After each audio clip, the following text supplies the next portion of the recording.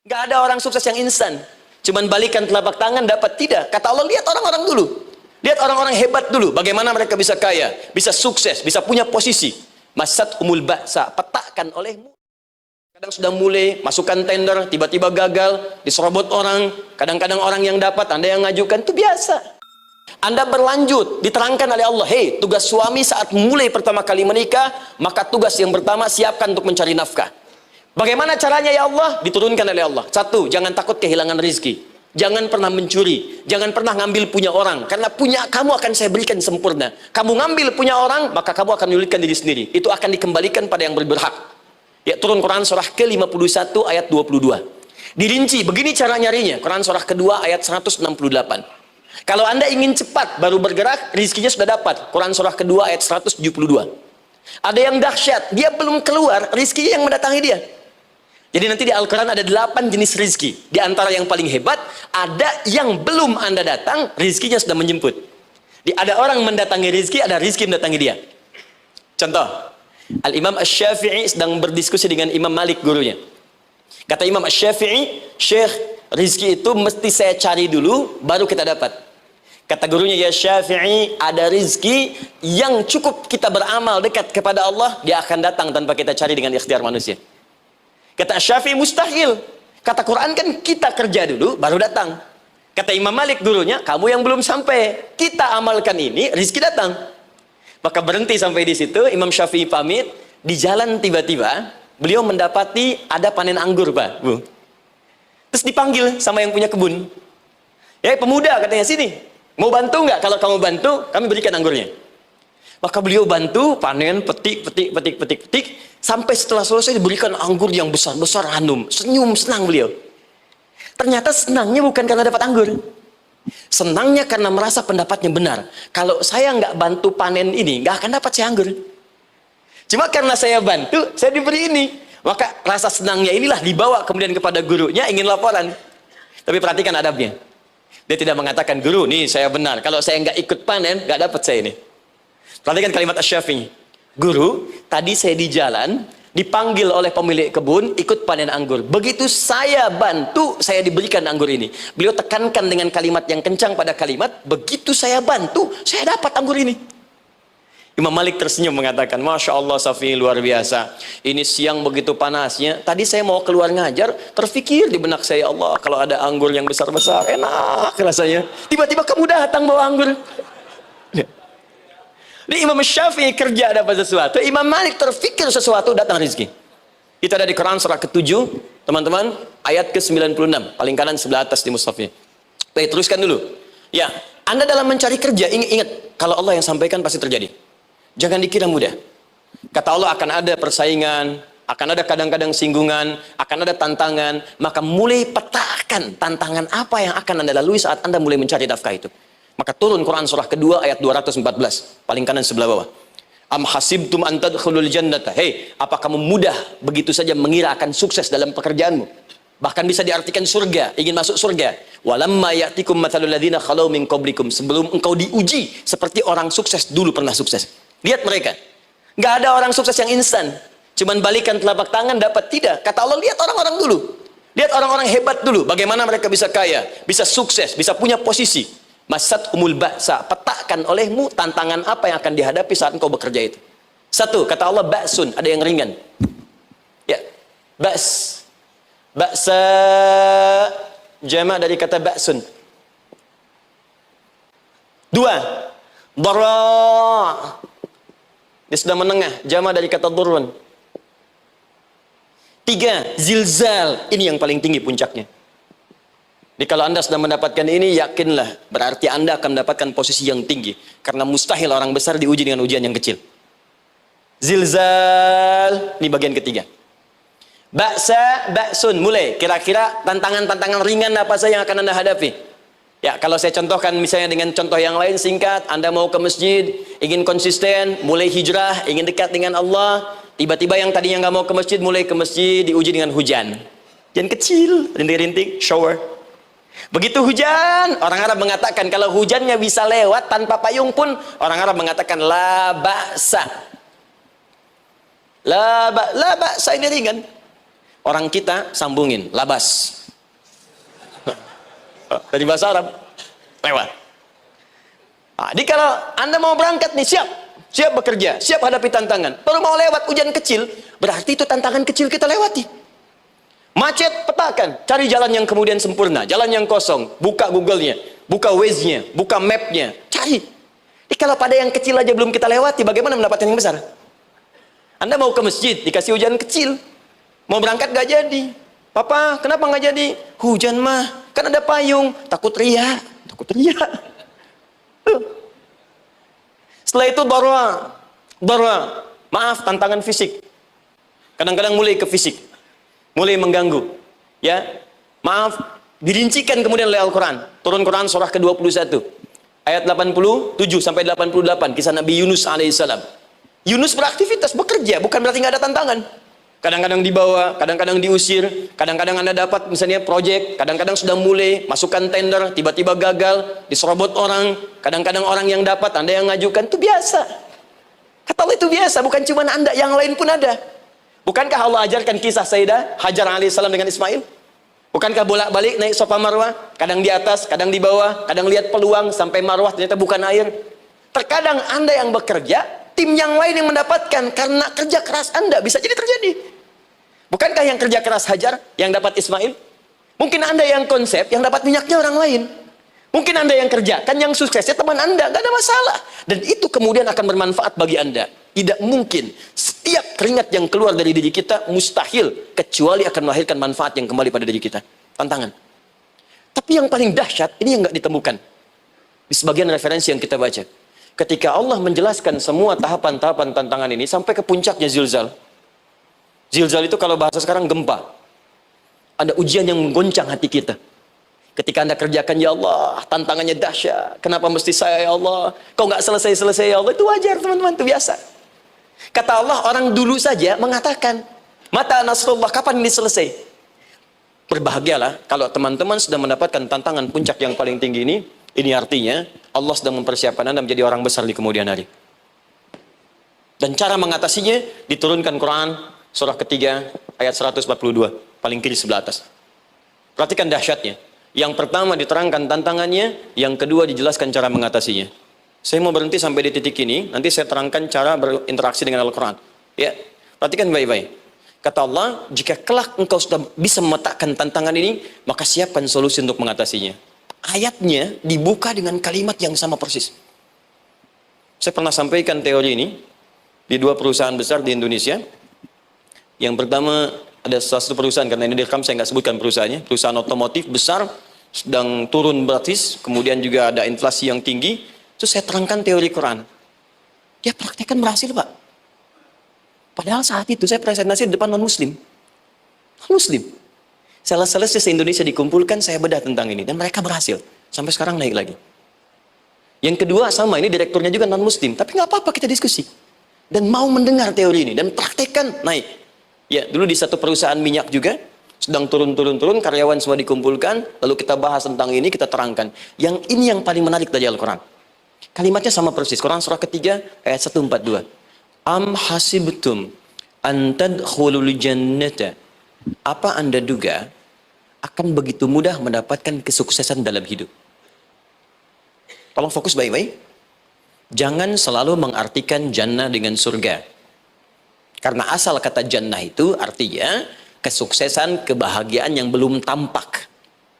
Surga, kenapa disebut dengan jannah? Karena itu puncak kebahagiaan kita yang belum nampak sekarang. Saya kasih rahasia ya. Ini antara kita saja nih.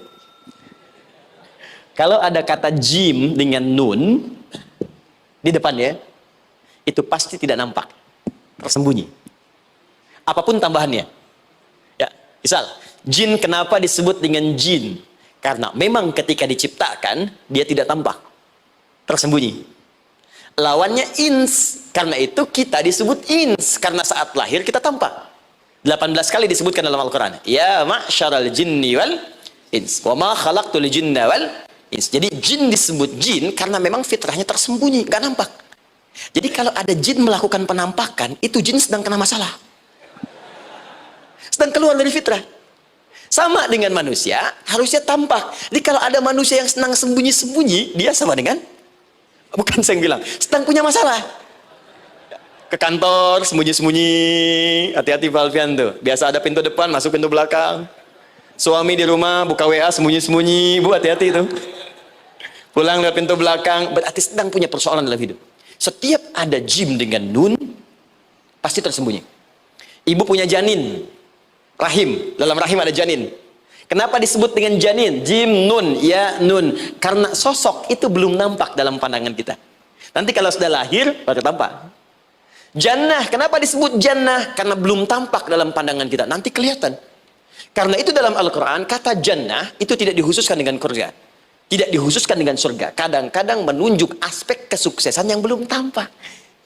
Anda mau ngebor minyak, minyaknya belum tampak. Belum kelihatan. Anda mau kerja, ya hasilnya kan belum tampak, baru ikhtiar sekarang. Karena itu orang Arab disebut kaya kalau mereka mendapatkan kebun yang tak tampak sebelumnya. Kebun anggur, bukan kurma, kalau kurma banyak. Kebun anggur, ada apel, ada jeruk, sampingnya ada sungai-sungai, disebut dengan jannah. Ya, kalau punya unta, nggak kaya di Arab, biasa. Karena yang kelihatan padang pasir, unta, hitam, merah, biasa. Tapi kalau sudah punya kebun anggur yang sulit di padang pasir ada kebun, itu baru disebut kaya. Karena itu orang Arab kadang mengartikan jannah dengan aspek kesuksesan yang belum tampak, diartikan dengan kebun anggur, kebun apel dan macam-macamnya. Perhatikan, am hasibtum an tadkhulul jannah. Apa Anda duga ingin sukses itu begitu mudah? Sukses jadi tidak. Walamma ya'lamillahu alladhina jahadu minkum wa ya'lamas sabirin. Perhatikan baik-baik. Sebelum Allah memastikan pada diri Anda, terdapat dua hal yang paling utama untuk mengatasi tantangan tadi. Satu, jahadu. Kesungguhan. Serius. Jadi kalau mau sukses, mesti serius. Kerja serius. Cintai pekerjaan Anda. Ya, belajar anak-anak serius, pastikan belajar dengan serius. Jangan cuma anak-anak duduk paling belakang, nggak pernah nanya, kadang ngantuk, pulang, ujian, besoknya mau ujian, baru belajar. Ya, sistem SKS, sistem kebut. Ya, kadang-kadang sejam, Bu, Pak. Saya pernah ada orang di luar ngadu waktu di Libya, Ustadz, gimana ini orang Indonesia? Kenapa? Saya belajar 3 bulan, besok mau ujian. Teman antum orang Indonesia pinjam catatan saya, baru semalam, dia dapat 8, saya 7,5. Anda belum tahu sistem SKS itu. Baik, ya? Tapi itu bukan solusi. Begitu ujian selesai, ilmu lupa. Itu poinnya. Jadi kalau hanya sekedar ilmu dipakai untuk ujian, pada prakteknya nggak akan terpakai. Ini banyak anak sekolah sekarang hanya belajar untuk ujian saja. Padahal kalau dipraktekkan, kadang kaitan dengan agama tinggi, Bu, Pak. Fisika itu dengan agama itu tinggi. Gaya F1 sama dengan F2, gaya gerak sama dengan gaya dorong. Gaya sedikit, maka keluarnya sedikit. Pukul kencang, bunyinya kencang. Imannya kalau kuat, amalan jadi banyak. Iman sedikit, amal pun sedikit. F berbanding lurus dengan P, hukum Pascal. Gaya berbanding lurus dengan tekanan. Masuk bab akhlak. Makin banyak gaya, makin banyak tertekan. Nah, itulah. Gaji 5 juta, gaya 10 juta, kan? Ini serius. Serius. Di divisi apapun Anda, saya 3 sepekan lalu lah, takziah ke tempatnya yang Habibie, terus diminta tausiah di sana. Dan saya perhatikan beliau termasuk yang paling serius ketika diberikan tugas apapun. Gak pernah diberikan amanah kecuali mencintai pekerjaan itu. Yang Habibie demikian. Ciri orang sukses itu serius. Tapi keseriusan itu, kata Allah petakan jadi 3 bagian lagi. Karena jahadu itu punya 3 turunan kata. Satu, keseriusan merencanakan, disebut ijtihad namanya. Punya rencana. Mappingnya apa? Stepnya apa? Oke, Anda ingin kerjakan sebuah proyek, baik, proyeknya berlangsung berapa lama? Target kita apa? Jangka panjangnya, menengahnya, jangka pendeknya. Kemudian apa tantangan yang akan dihadapi di setiap tahapan-tahapannya? Selesaikan. Bahkan saking pentingnya tahap perencanaan ini, ditunjukkan oleh Allah langsung lewat sholat. Teman-teman masih ingat sholat pertama yang kita kerjakan? Setiap hari sholat apa namanya? Subuh. Apa artinya subuh? Tuh, ini masalahnya. Ini kata Al-Quran sendiri ya, kata Al-Quran sendiri. Nanti akan ditemukan orang yang ibadah tidak paham apa yang dikerjakan dan dilakukan dalam ibadahnya. Contoh sholat. Kata Allah akan ada orang sholat yang saat sholat tidak mengerti apa yang ia baca dan dia lakukan dalam sholatnya. Jujur tanyakan pada diri kita. Sampai detik ini, dari sekian ribuan kali ruku dan sujud, berapa persen bacaan sholat yang kita pahami? Jangan-jangan kita ruku tapi nggak ngerti yang dibaca. Sujud tak paham yang diungkapkan. Bagaimana bisa khusyuk? Mustahil. Kembali ke sini. Kenapa sholat pertama itu disebut dengan subuh? Teman-teman, ternyata semua nama sholat dari subuh sampai isya, plus bacaan dan gerakan dari takbir sampai salam, itu bukan sekedar gerakan semata. Semua ada artinya, ada maknanya. Dan diajarkan oleh Nabi langsung. Subuh disebut dengan subuh. Ada dua kata. Satu, fajar. Quran surah ke-17 ayat 78. Inna Qur'an al-fajri kana mashhuda. Kedua, subuh di surat At-Takbir. Was-subhi idza tanaffas. Kenapa disebut fajar? Fajar itu pancaran positif, pancaran kebaikan.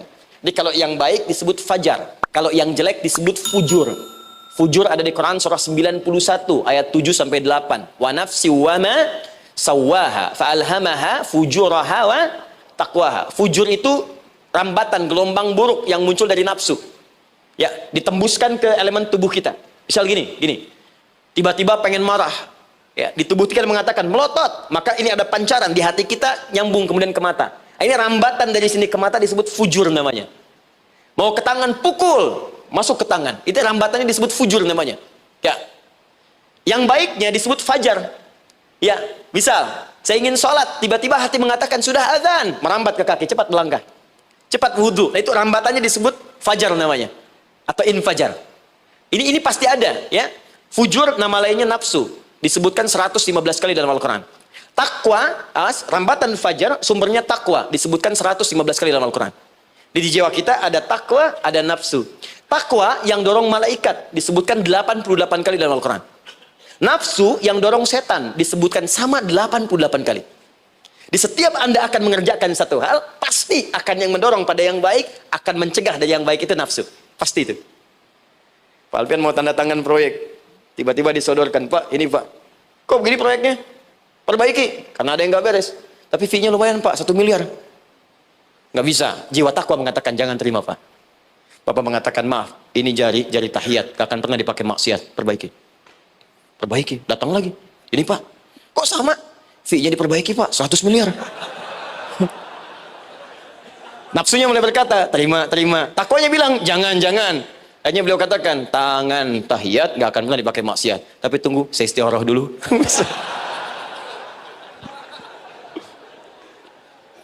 Nah, waktunya, ini salatnya disebut fajar. Kenapa disebut fajar? Karena saat kita tidur, terus dengar suara azan, Allahu Akbar, maka memancar dari iman kita, rambatan untuk merespon suara itu. Bangun kita untuk menunaikan salat. Waktunya disebut subuh. Kenapa disebut subuh? Dari kata asbah. Asbah itu artinya yang siap dengan rencana. Ya, orang Islam tuh nggak ada yang bangun dari tidurnya kecuali punya rencana jelas yang akan dieksekusi dari itu. Makanya sebelum kita bekerja mengeksekusi itu, kita datang menghadap Allah supaya Allah berikan kemudahan di setiap aktivitas kita. Coba lihat manajemen Nabi. Bukankah sebelum tidur beliau istighfar dulu? Dirinci pekerjaannya, dicatat yang akan dikerjakan besok, istighfar 70 kali, 100 kali, sehingga dengan istighfar saat tidurnya tenang. Coba kita biasakan. Ada yang baca Quran, ada yang istighfar. Kalau nggak percaya silahkan cek. Begitu Anda lakukan, tidurnya enak. Besoknya rencana itu sudah siap. Makanya ketika bangun, siap jam 7 mau kemana, jam 8 ada di mana, jam 12 kerjakan apa. Sebelum mengerjakan itu, datang kepada Allah, sujud, ya Allah, saya punya rencana ini, tolong mudahkan. Begitu caranya. Itu yang disebut dengan subuh. Nah, sekarang kembalikan peta hidup kita mau seperti apa ke depan. Ijtihad. Yang kedua, kalau sudah jelas konsepnya, visinya sudah ada, maka jihad. Yang kedua, jihad. Jihad itu eksekusinya, aksinya, actionnya, perjuangan fisiknya. Rencananya apa? Tahajud malam nanti. Bismillah. Jam berapa? 2:30. Baik, yuk kita mulai rencanakan. Eksekusi rencananya. Bagaimana cara kita bangun 2:30? Pasang alarm. Jam berapa alarm dipasang? 3 kali. Pertama 1:30, kedua 2 kurang 1/4, ketiga jam 2 lewat 1/4. Baik. Alarm pertama untuk mematikan alarm kedua. Alarm kedua matikan alarm ketiga. Ketiga siap-siap. Baik. Siap bangun. Jihad.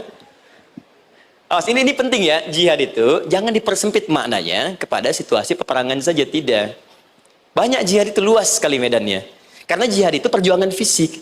Dan maaf sekali, dalam konteks perang pun bukan menyerang orang. Tapi membela diri saat diserang. Di Islam itu bukan agama ekspansi. Cek di sejarah, nggak ada Islam menyerang. Yang ada itu membela diri saat diserang. Atau saat orang lain dizalimi dan kita diminta untuk terlibat, kita membantu. Ini bukan dalam konteks sekarang yang banyak dibincangkan, tembak orang, bom orang, nyerang orang, bukan. Itu waktu kejadian bom Tamrin itu pertama, saya di Lampung posisinya. Itu begitu meledak, tuar. Pertanyaan pertama Pak di Majelis Taklim, Ustaz, apakah bom di Jalan Tamrin termasuk jihad fisabilillah? Saya bilang, Pak, sependek pengetahuan saya, jihad fisabilillah itu jihad di jalan Allah, bukan di Jalan Tamrin. Kaidahnya beda. Nah, misal mencari nafkah itu jihad. Cari nafkah jihad. Quran surah keempat ayat 34, paling kiri sebelah atas. Tugas pertama ketika menikah, kata Allah, ar-rijalu qawwamuna 'alan nisa. Setiap lelaki itu diminta oleh Allah untuk mengatur bagian rumah tangganya. Jadi pemimpin di rumah tangganya. Ya, bima faddalallahu ba'dahum 'ala ba'din, karena diberikan kemampuan untuk memimpin. Di pemimpin itu ada di suami. Dan ciri khas pemimpin, Bu, biasanya ciri khas pemimpin apa, Bu? Bukan tegas, bukan. Ciri khas pemimpin itu tidak mau dipimpin. Makanya kalau ada sesuatu, masukkan lewat usulan, jangan beri saran. Kalau saran susah, itu pemimpin. Baik, tapi yang paling luar biasa kata Allah, perhatikan kalimatnya indah sekali. Wa bima anfaqu min amwalihim. Saya berikan tugas untuk mencari nafkah. Ketika seorang lelaki bertugas mencari nafkah, ingat ya, konteks apapun, kalau perempuan nanti bekerja bukan nafkah poinnya. Bisa hobi, ya, bisa aktivitas, tapi nafkah kalau sudah menikah itu ada pada suami. Perempuan tidak. Kalaupun tidak dilarang perempuan bekerja, tidak. Sayyidah Aisyah mengajar, ada yang para sahabiah jadi perawat, ya, ada yang pengajar. Banyak dulu sahabat Nabi yang perempuan mengajar. Ya, kan ada pelajaran-pelajaran khusus perempuan. Ya, ada bagian perawat, ada dokter. Ini kan yang ngandung perempuan, masa yang perisal laki-laki? Ya, ada bagian perempuan tertentu. Itu silahkan bekerja boleh, tapi nafkah laki-laki. Begitu lelaki meniatkan pekerjaannya karena Allah untuk mencari nafkah, itu setiap langkahnya jihad fisabilillah.